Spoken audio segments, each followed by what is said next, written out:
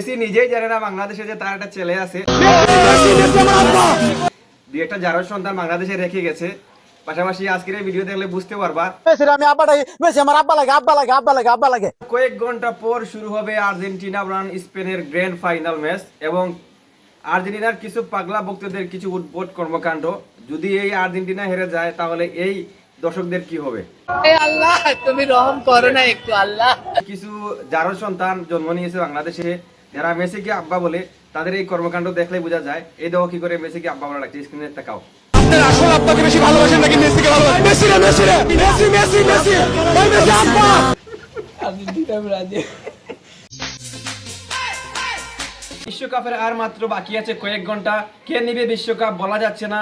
আপনার প্রিয় দল কোনটি? আপনি কোন টিম সাপোর্ট করেন? কে নিতে পারে বিশ্বকাপ আজকের?